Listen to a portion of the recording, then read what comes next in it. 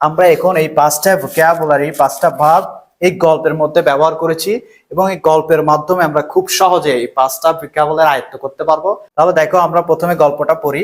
আজ আমার একটু সাহায্য দরকার। আমি বাজারে যেতে চাই। অনুগ্রহ করে আমার সাথে এসো। আমি তোমাকে একটা চকলেট দিব। এই শর্ট গল্পে আমরা ভোকাবুলারি গুলো ব্যবহার করব। আর প্রথমে দেখো, আজকে, আজকে দ্যাট মিনস টুডে। টুডে এখানে সাবজেক্ট হচ্ছে আমার, আমার that means I. Today I, দরকার, দরকার অর্থ কি? নিড। টুডে আই নিড একটু সাহায্য, সাম help, some help. Today I need some help, আজকে আমার একটু সাহায্য দরকার। তারপর কি বলেছে? আমি বাজারে যেতে চাই। সো এখানে সাবজেক্ট হচ্ছে আমি, আমি অর্থ আই। ভার্ব হচ্ছে চাওয়া, চাওয়া দ্যাট মিনস কি?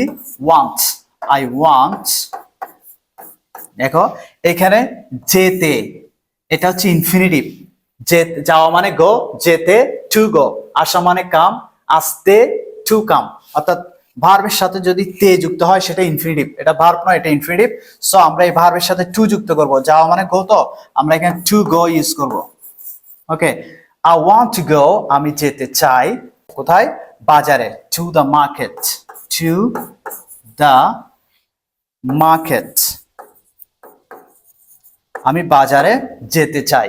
ওকে, তারপর বাক্যটা কি বলেছে? অনুগ্রহ করে আমার সাথে এসো। আমরা প্লিজ ইউজ করতে পারি অথবা কাইন্ডলি ইউজ করতে পারি। আমরা প্লিজ লিখি এখানে, প্লিজ কাম, আসা মানে কি? কাম। প্লিজ কাম আমার সাথে, উইথ মি।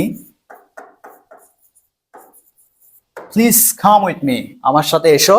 তারপরে বাক্যটা কি দেখো, আমি তোমাকে একটা চকলেট দিব। তো এখানে সাবজেক্ট আমি, আমি অর্থ আই। ওকে, দিব এখনো দেয় নাই, সামনে দিবে, তাহলে এটা ফিউচার। আই উইল, দেওয়া মানে কি? Give. I will give, I will give, আমি দিব।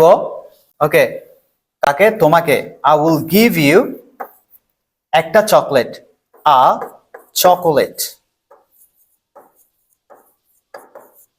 তাহলে আমরা বাক্যটা পড়ি। টুডে, আজকে, আই নিড সাম হেল্প, আমার কিছু সাহায্য দরকার। I want to go to the market, আমি বাজারে যেতে চাই। প্লিজ কাম উইথ মি, দয়া করে আমার সাথে এসো, অনুগ্রহ করে আমার সাথে এসো। I will give you a chocolate, আমি তোমাকে একটা চকলেট দিব। So that's all. এভাবে আমরা আমাদের ভোকাবুলারি গুলো গল্পের মাধ্যমে যদি ব্যবহার করে শিখতে পারি, তাহলে ভোকাবুলারি আমরা কখনোই ভুলবো না এবং আমরা কথা বলার সময় কিন্তু খুব ইজিলি এগুলো মনে করে ব্যবহার করতে পারবো।